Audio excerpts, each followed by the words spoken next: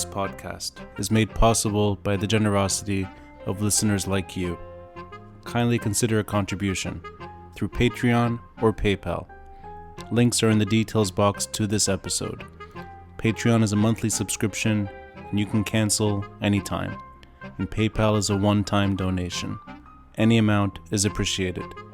I'm Rani Shatah, and this is the Beirut Banyan.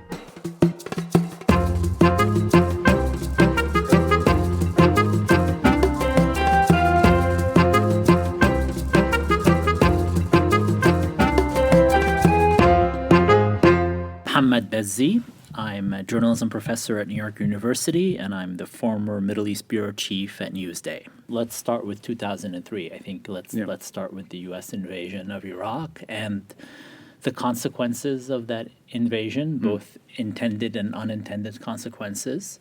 This was an event that reshaped the region, and it reshaped the region not in the ways that the Bush administration had hoped it would. Right.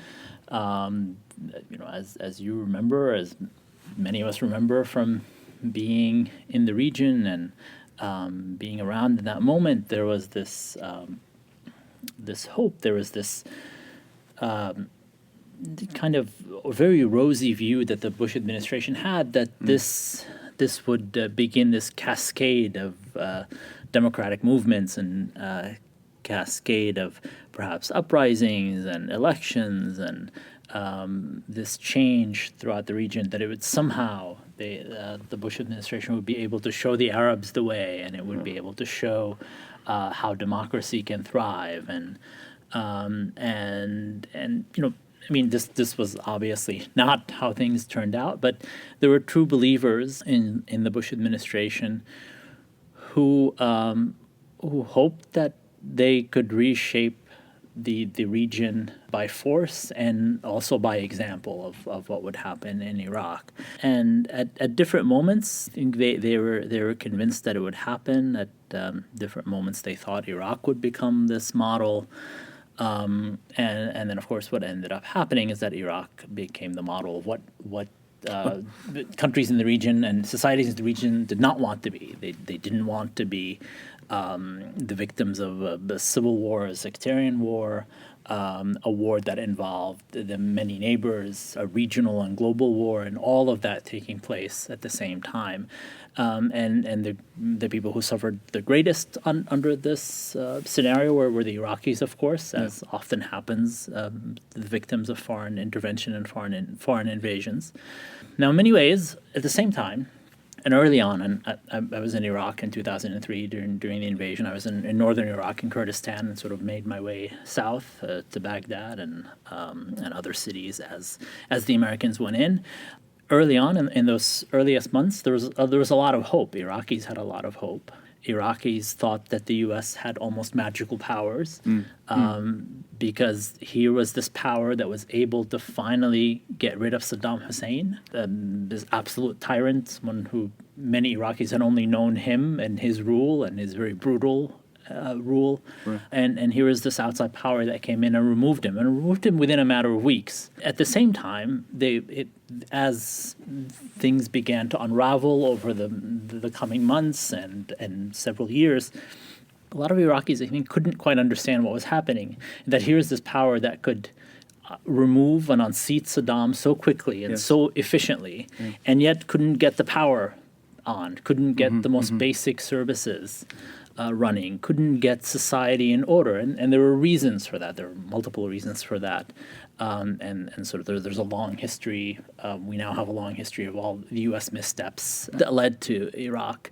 Part of it was the hubris of thinking that all this kind of change can be imposed from the outside.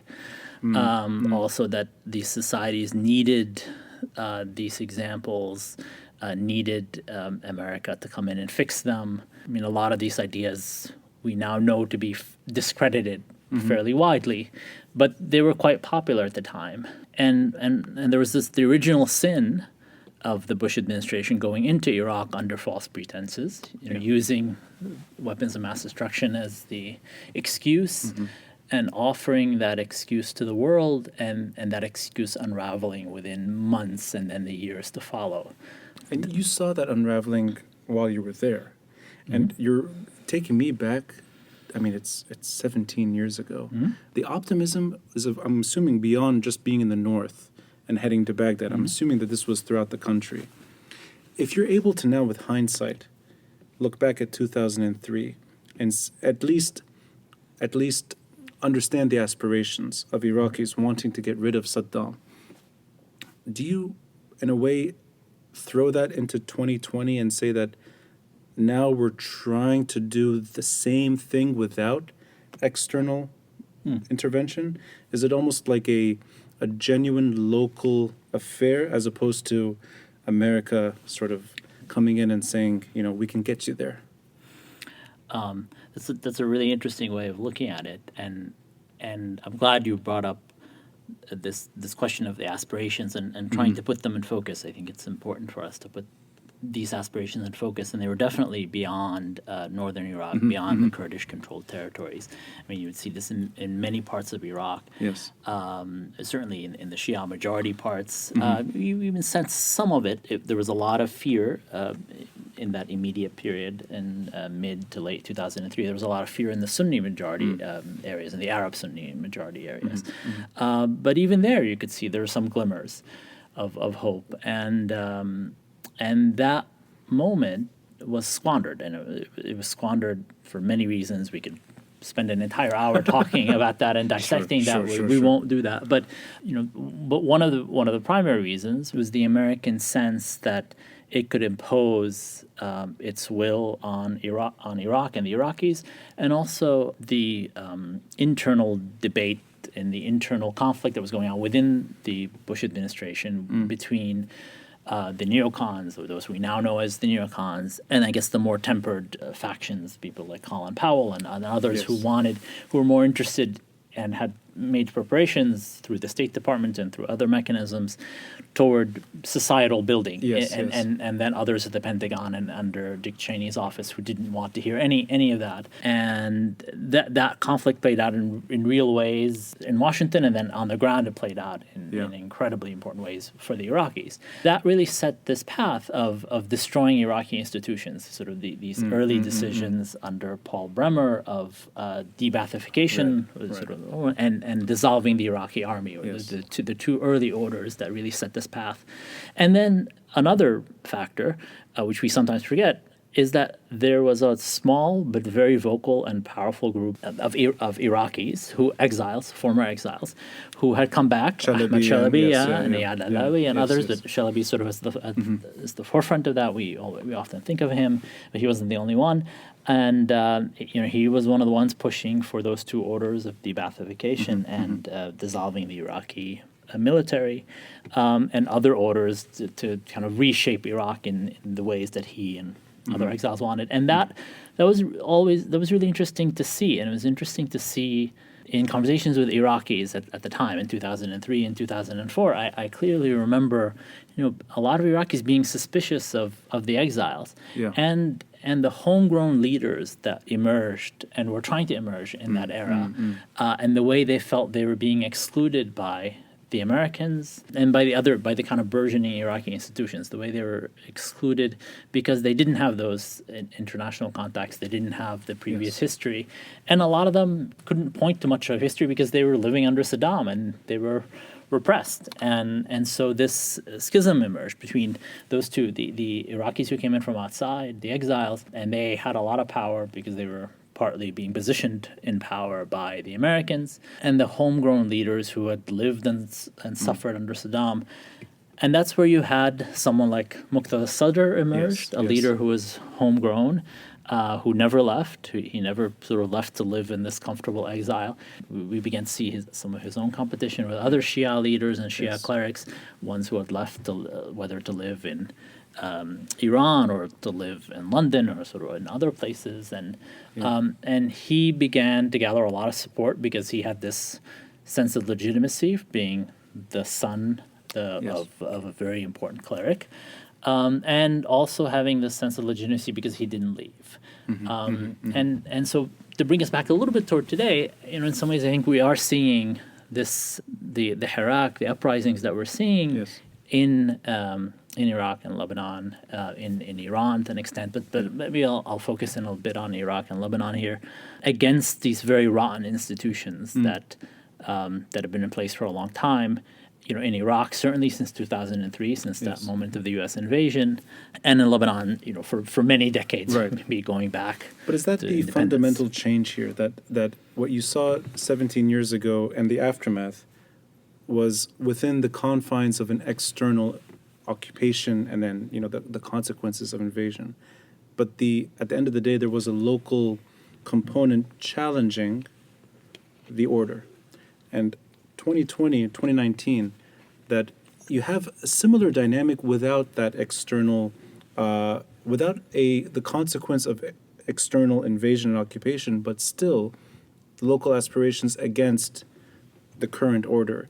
Is there a parallel happening between the two episodes, or is it actually unrelated, that these are events that are detached? I don't think they're detached. They are related because that history carries us to where we are today. And the history itself is certainly in Iraq, where Iraqis lived this history and lived in the sectarian order that emerged after the U.S. invasion. It was not the Americans' fault alone for that order. I mean, a lot of Iraqi politicians and parties that emerged post 2003 became invested in that order, and they've benefited greatly from it, just like political parties in Lebanon have benefited greatly from the sectarian system that they claim to abhor. So the foreign role is interesting, and it's something I'm sort of constantly thinking about, and I think others are thinking about as well, in that it's not, we now have this what by all accounts is an indigenous movement that is fighting to upend this terrible sectarian system, a system of muhassasa, very much like the Lebanese model. Yes. We do have this indigenous sort of self-propelling movement, but I say let's step back a little bit, because there's also the U.S. and Iran and other powers as well, but the U.S. and Iran are sort of looming largest. And it's been interesting to see slogans that have come out from Iraq rejecting both U.S. interference, U.S. intervention, and also Iranian interference and intervention.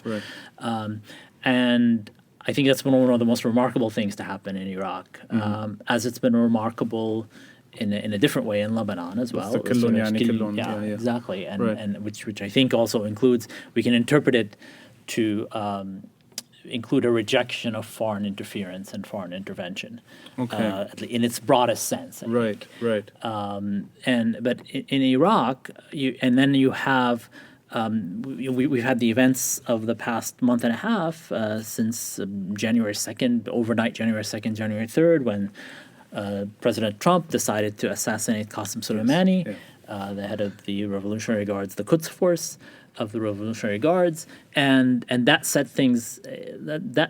really set things back for Iraqis and for their protest movement, and it also showed the U.S. ultimately doesn't really care about the health of that movement, no matter what they might say publicly, because they've pushed a lot of the Shia factions toward Iran. That seems, I think that's what's been happening in the last few weeks. I mean, a lot of those factions were already allied and supported with Iran, but there's a bit of closing of ranks around Iran and around the sense that we don't want to deal with these protests anymore. We've seen, for various reasons, Muqtada Sadr reject. I mean, he's prone to changing sides and playing games. He's a little bit like the Walid Jumblat of Iraq. He's in the ways he switches sides, and he doesn't quite do it as theatrically. Maybe. Right. You have, in a way, explained 2 decades within one sort of story, which is that there is a link here for the local populations to move on from their past. And it's a very thin sort of way of describing it, but it does link Lebanon to Iraq and potentially Iran as well. But you said something about Qasem Soleimani, and I want to get your opinion on the consequences of that decision, which is where you kind of explained that this would be a step back in aspirations to upend the U.S.-Iranian order in Iraq. Can we get a little deeper into that? How would that decision actually derail population wanting change. Aside from what you described, which is politician or several politicians reposturing or sort of making short-term decisions as a consequence. But in terms of the aspirations, how does that decision actually negatively impact a population that still wants to get rid of both American and Iranian influence? Sure.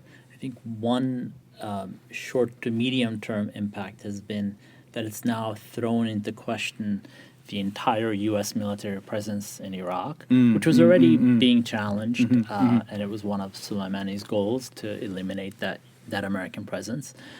We have something like 5,000 or 5,200 U.S. troops mostly in several Iraqi military bases, and their mission is largely to conduct this counter-ISIS campaign, to continue working with the Iraqi military to fight pockets of ISIS around the country, and to help to coordinate the military campaign. And of course, what's happened in the last few months, and even before Soleimani's assassination, is those troops seem to have shifted toward a more anti-Iran or watching Iran role. And even Trump said this about a year and a half ago. In an interview, he made this offhand comment that the role of the U.S. troops would now be to watch Iran, as he put it, from Iraqi bases. And so that so it doesn't impact the population necessarily. It impacts more the sort of the geopolitical story at the top. It does, but I think that trickles down to the population, because it begins to have an impact in that Iraqi leaders were agitated, and some Iraqis themselves were agitated by these comments saying, well, we don't want your war, we don't want your conflict with Iran to spill into Iraq. We don't want it to be caught in the middle. And there's this long history now, certainly since 2003, but we can go back even further, of Iraq being caught in the middle, but certainly since 2003, Iraq being caught and being the arena of this conflict between Iran and the U.S. that plays out on Iraqi territory. Right. I mean, as we saw, it's the most classic thing is, what does Iran do in the largely symbolic response it has to Qasem Soleimani's assassination? Is it attacks Iraqi military bases where there are U.S. troops, fires missiles at Iraq. Yes. And just that the symbolism of that alone, and obviously it was something calculated not to let things get out of control, but Iran wanted to show it was doing something, and I think down the line I think we're going to see other responses. I mean, this was just the beginning. So in a way, it adds a violent component that wouldn't be there as a result of that decision. But there's an extra problem that was perhaps not part of the population slogans and chants, that it kind of throws that into the geopolitical story. It does, yeah, exactly. Okay. And I think it undermines the popular movement, the popular uprising.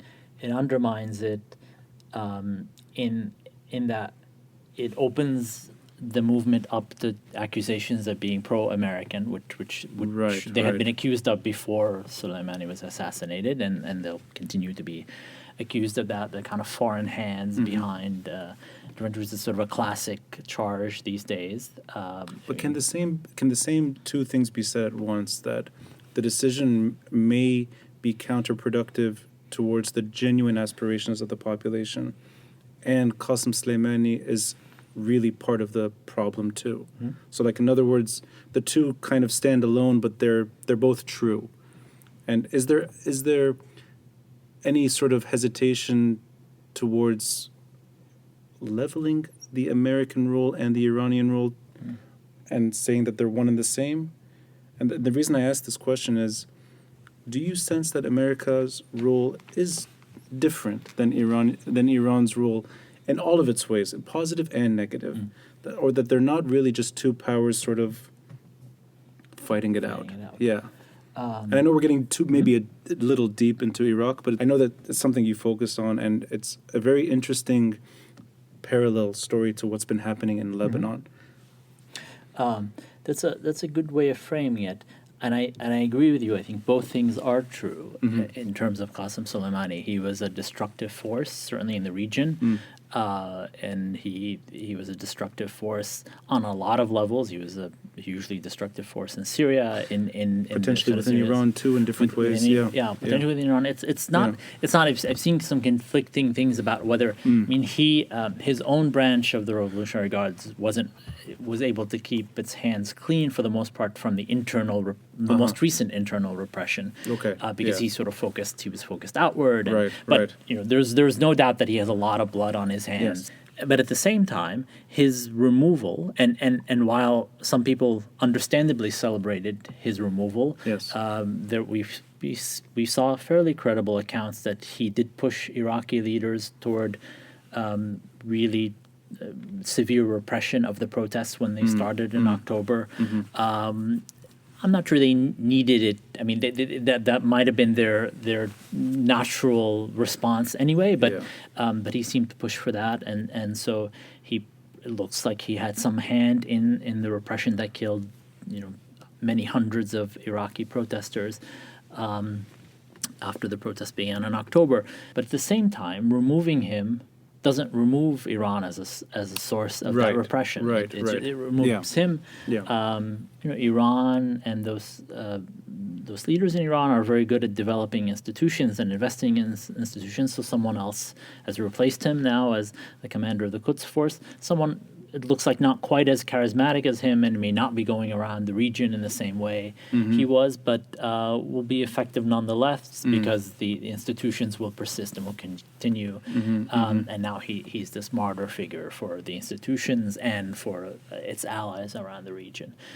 So in some ways, I don't think he altered some equation. I mean, it was a way for Trump to show that he's tough and that he can make this tough decision, and that Bush and Obama didn't make this decision. So, but he's able to, and here he can regale his funders, and he can regale people who raise money for him with stories about making the tough decision. It refocuses all this attention on the American troop presence in Iraq. That there's pressure now on the incoming government to continue along, because there was this decision in Parliament 2 days after Soleimani's assassination to Parliament calling on the government to expel U.S. troops, and which hasn't quite happened in this way, and the U.S. doesn't want it to appear. The Trump administration is very sensitive about appearing to have been thrown out of Iraq. But in the long term, I think it's become untenable for this large U.S. presence to stay, because one, they're not really fighting ISIS anymore, because they're now pretty absorbed in force protecting themselves and hunkering down in these bases. So what are they really doing there? And this role that Trump hinted at, and U.S. officials have hinted at, of being something like a listening post on Iran, doesn't seem to be that effective out of Iraq. And the Iranians and their allies have become so focused, their Iraqi allies, they've become so focused on this goal now of expelling U.S. troops that it's going to seem like a very important symbolic victory for them to get as many of those U.S. troops out of Iraq. And it's taking attention and effort out from under these Iraqi protesters who want to focus on domestic issues, and the corruption and the political system in Iraq. And instead, they now have to focus once again on saying no to U.S. intervention, no to U.S. meddling, and no to Iranian meddling, and as well. So it's this way to divert their energy in an unproductive way. I think what we're seeing in Lebanon is a far less violent version of that kind of issue, which is you have decent people in Iraq trying to establish something that is at least decent.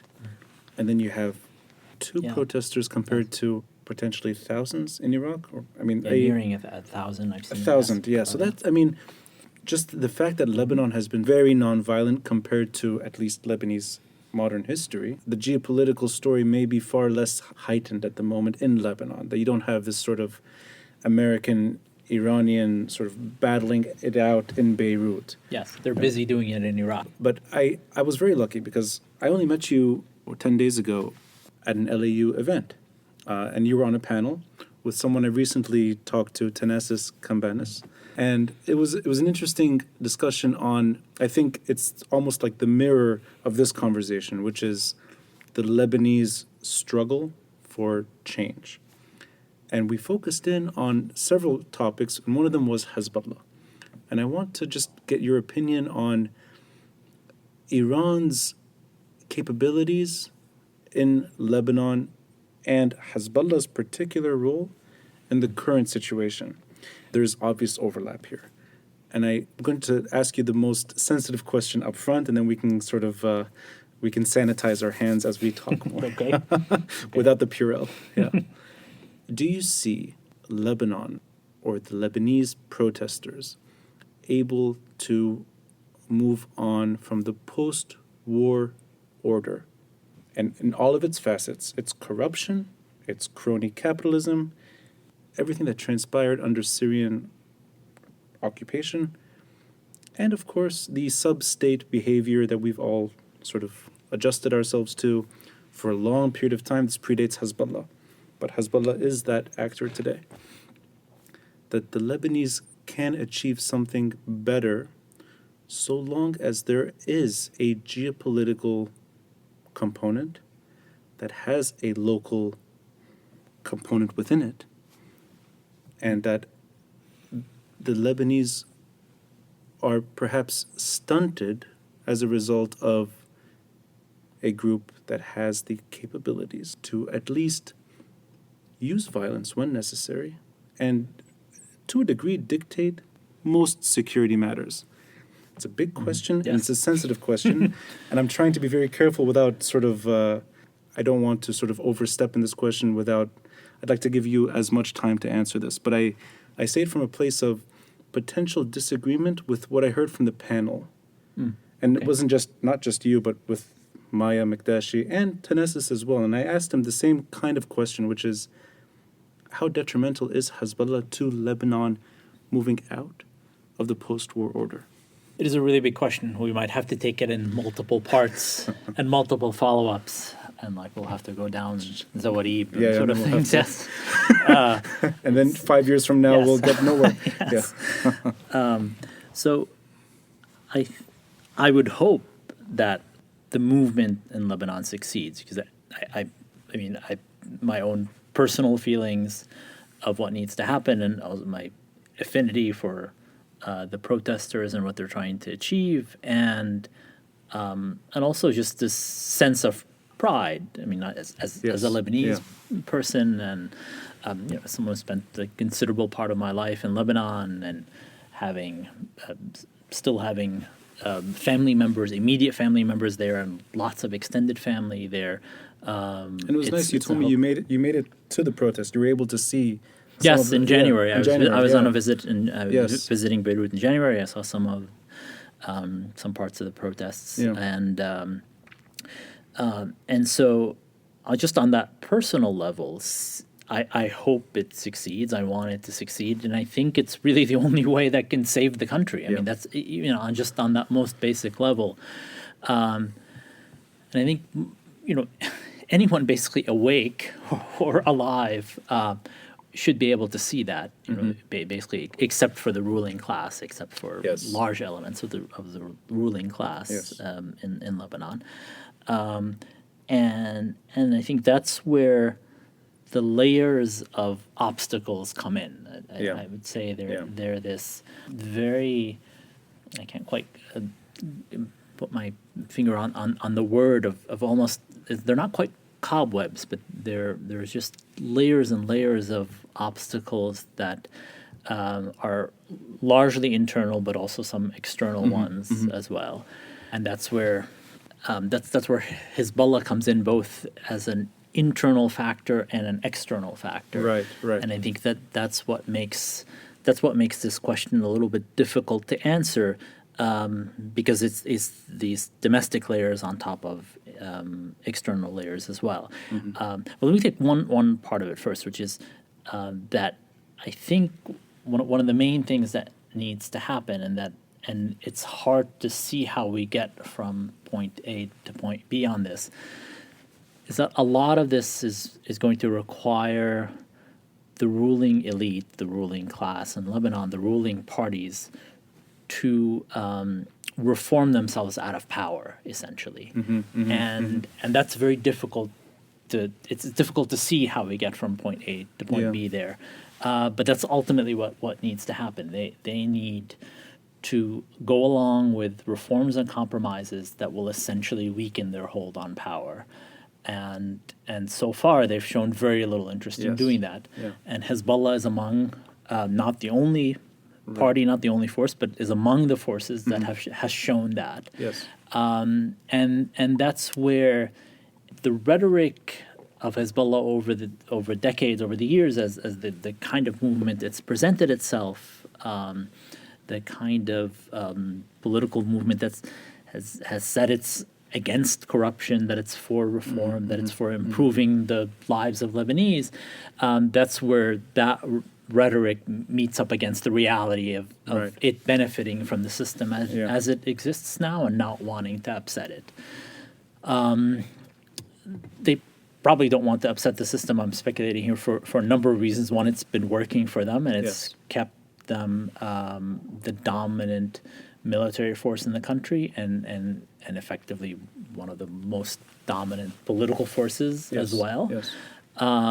It's also, I think they're very worried about the Trump administration and about sanctions and about being in the Trump administration's crosshairs in the way that the Trump administration has focused on Iran in the last few years. Yes.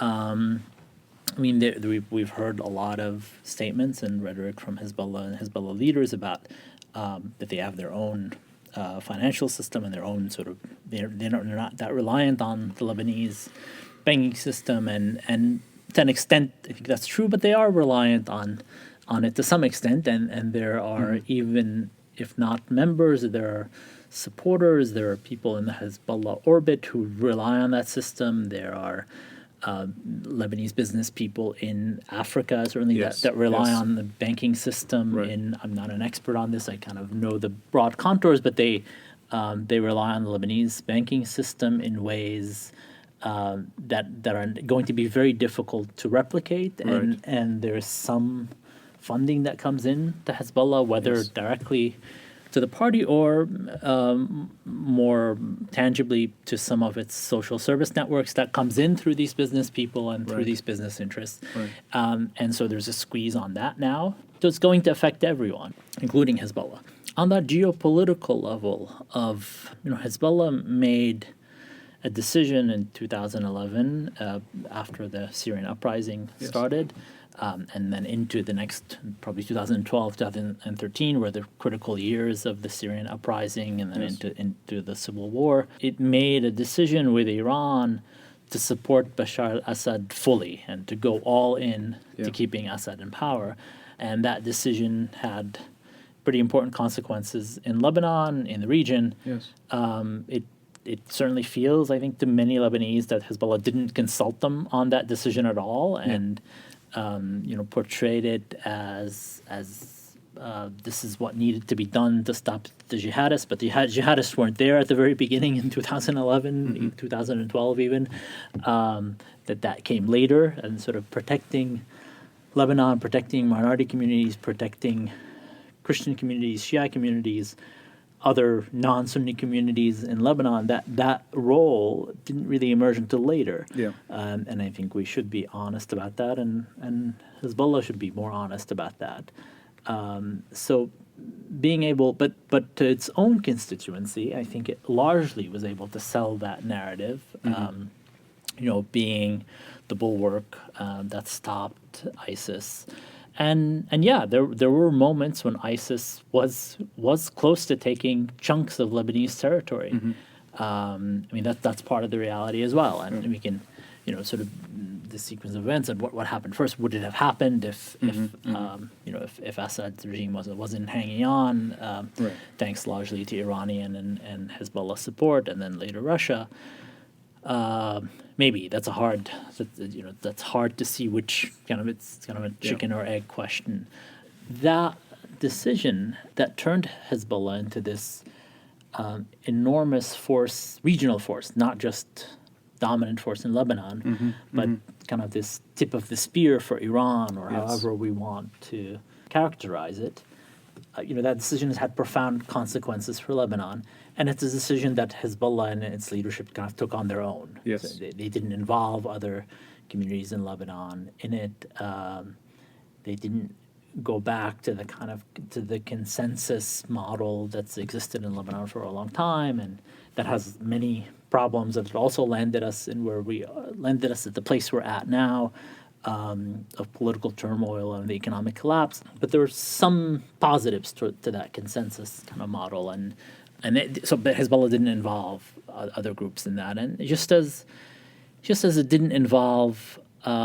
It didn't rely on the consensus model in May 2008 when it showed. Yes. When in May 2008 it went into the streets in Beirut, and specifically in West Beirut, and sort of in Hariri neighborhoods and other areas where it showed within 48 hours that it could take control of the streets, and that no one can dispute that. Right.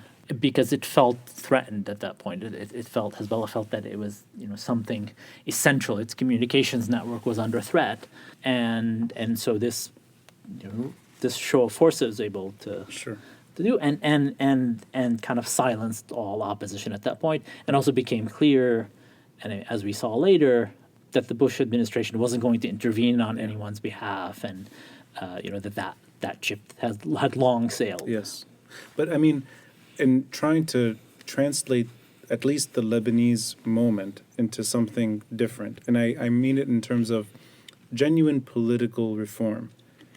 I mean, I know the economic situation is terrible, and that may not improve with or without political reform. I mean, the situation is so bad that I think the crash has yet to come, actually. At least translating street protests to political reform, to whatever you want to call it, an eventual untangling of the intercommunal regime that Lebanon inherited and turned into something that's unsustainable. Can these aspirations happen so long as the sovereignty question is at stake? In other words, does Lebanon need to be a state without a military-like group, Hezbollah in particular, or anyone in recent history? You can go back earlier. Not just Hezbollah, but a group like Hezbollah that can operate without state control or state, and you said it well, that they didn't even forget the state, they didn't consult anyone on their decisions. That can we have a functioning state with a group like Hezbollah?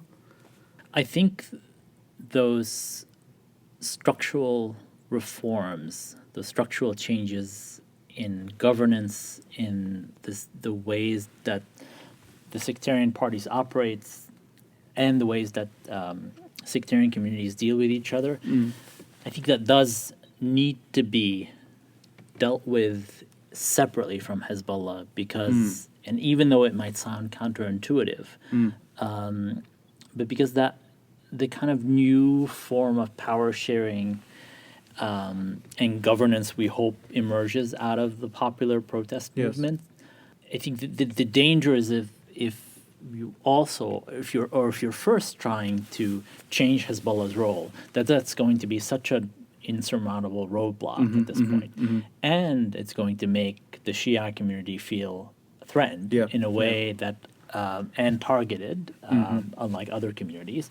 And even though Hezbollah's role is different than the role of every other political movement sort of on the scene today, that my fear would be that would become such a stumbling block that it would just paralyze everything and could take us toward sort of violence, and that Hezbollah would sort of see this need to protect its weapons and protect the Muqawama, to protect the resistance, and to protect its role in that way. There's also the factor that there is the reality that the Lebanese army can't protect Lebanon. I mean, can't protect if there is a confrontation, if there's a conflict with Israel, there is the kind of there's just it's not this military is not ready to do that. Now there are scenarios and there are ways it can get to that stage, and Iraq in some ways offers some model in the ways that elements of the Hashd al-Shabi have been absorbed into the security forces. It hasn't been perfect at all. It's still problematic. It's still a work in progress, but it is some ways in which a kind of a militia movement, a popular-based militia movement, can get absorbed into into the regular military of the state. You would so see there that are as models. that would, I mean, that in itself is so that Hezbollah would never tolerate that kind of scenario in Lebanon, and Of being absorbed in. being absorbed in, not, of course, not. I mean, maybe Iraq is a more. I would assume, and you tell me if I'm wrong, that the Iraqi state has those capabilities to maybe pressure a popular movement with weapons to kind of, sort of, join in. That Lebanon is the sort of flip scenario, that Hezbollah is so much stronger that it doesn't have that kind of incentive, doesn't see the need to even think about sort of joining in. That, on the contrary, Hezbollah would not be Hezbollah if it were to join in. Yeah. I think that's right. It doesn't see that need right now. I'm thinking of a kind of a totally down the road model of one possibility that could could be on the table under a very radically different Lebanon. It would need to be a different political system. It would need to be a time when we've settled, a kind of a non-confessional under a non-confessional sort of state. If we get to that point, and that already seems that seems so far away in so many ways. So to get to Hezbollah, you need to deal with the order itself first. I do think so. Yes, and it does. I realize that sounds somewhat counterintuitive, but I think that there's also now such a popular demand to get at those reforms, to get at those institutions that everyone now agrees don't work, that the sectarian political order doesn't work. It works for some people. It works for the Zohama. Essentially, it works for the Zaims, and it works for and then kind of people around them in ways that they're able to dispense patronage. It's a very archaic way of dispensing patronage. That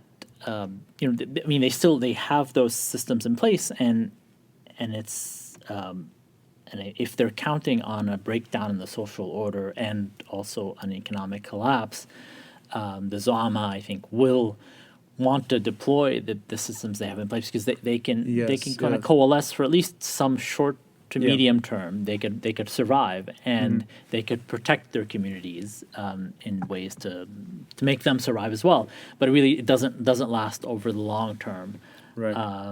And it can it can become violent. It can become drawn out. It can become this battle over resources. So yes, I would say we need the kind of larger scale political change and larger scale political and economic and social reform, and then tackle that question of Hezbollah and its place in society. And now Hezbollah might become a big obstacle in doing that. That's actually, so far that's where things seem to be headed. And tying into that, I sense that there's a bit of pessimism that this is not going to, this moment, perhaps in Iraq as well, in Lebanon, is not going to see fundamental change, that the protests may not have what it takes to actually upend the old way of governing. And within that, I like how you were able to you're able to see what might be fundamental to change, and at the same time see what could be the biggest stumbling block to getting there. And that both of those things are happening. That if you're going to talk about weapons, you need to change the system. But to change the system, you may need to have fewer weapons on the scene, and those weapons could be used to defend the system. So it's almost like we're stuck for the foreseeable future between chance for change and a regime entrenched, preserving itself, and at times willing to fight for its own survival. And that doesn't sound too good. Absolutely right. We are stuck for the foreseeable future. I'd like to be more optimistic than pessimistic. I'd like to be optimistic also because we have witnessed something remarkable since mid-October Yes. in Lebanon, throughout Lebanon. Something that we may not have thought possible in our lifetimes. It's true. And we should always remember that, and remember how remarkable it is, and remember how sudden it felt, but also how overdue it felt. Yes. So on the one hand, that people were really fed up, and it was clear, and also we should remember this part that we had this sense, and we were told for a long time, both from inside and outside, that there's this a'li, that there's just this way that the Lebanese are, and that they're never going to get past their confessional and sectarian system, and and it was remarkable to see how quickly that fell away. That's true. And that what seemed that it should take years to get to that point happened within days. I mean, obviously it had been bubbling for years and decades. But the way, and that was remarkable, and that's something that we can build on, and that should give us hope, and it gives me hope in seeing how that unfolded over several weeks, and also seeing that up until not too long ago, it wasn't met. The revolution wasn't met with a lot of state violence. Yes. Now we saw some moments when, especially when elements of the revolution and the uprising began to target the banking system, that there was more violence, and that's probably to be expected because that banking system and that financial system is so tied in with the ruling elite in Lebanon.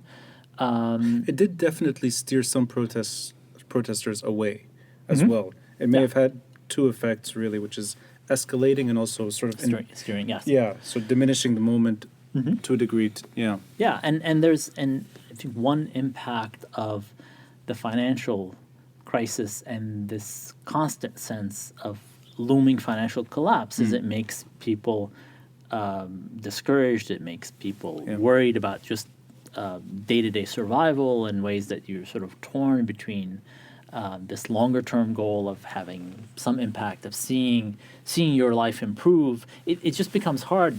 It just becomes hard to deal with that contradiction on a day-to-day basis, right? Of you need, you sort of need a prolonged commitment to being out in the streets to upend the political order.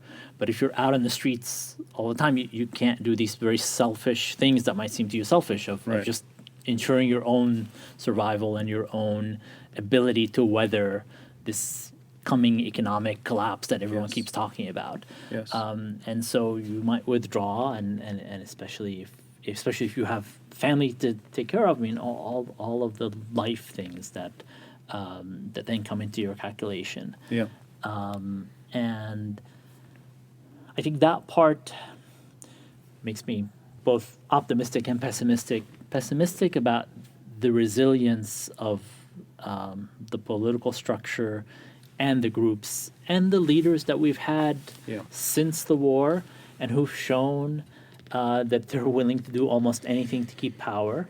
I mean, these are leaders who've had years and years of experience playing foreign powers and foreign forces against each other, Yes. playing them against their own people, their own population, switching sides, getting resources out of them, getting money and help out of them, and then presenting things as if they're just totally out of their hands, that this is all or part of this big chessboard, and that there's nothing they can do, and that's that's something that makes me incredibly pessimistic.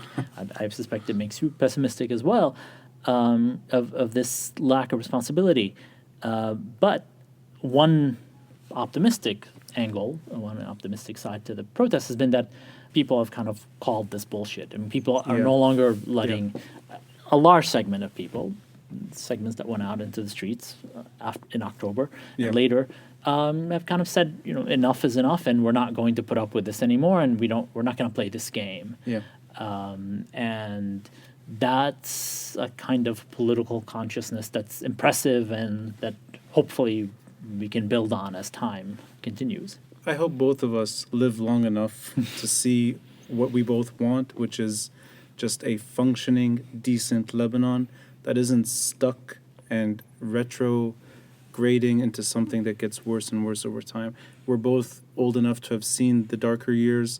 We know what the Civil War did to Lebanon, and we're seeing something that we both waited for a very long time, which is a citizenry that wants a different Lebanon, something that's good for all Lebanese, not particular Lebanese. And I think that's such a basic demand, but it's so hard to get there at the same time. And I only got to know you recently.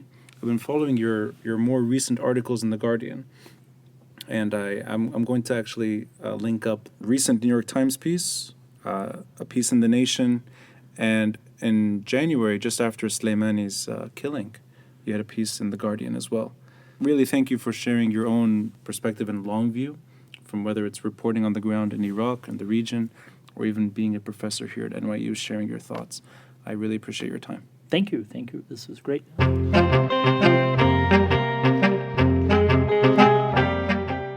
Thanks for listening, and a friendly reminder to help support this podcast by contributing through Patreon or PayPal. All links are in the details box below. Until next time, I'm Rani Shatah, and this is the Beirut Banyan.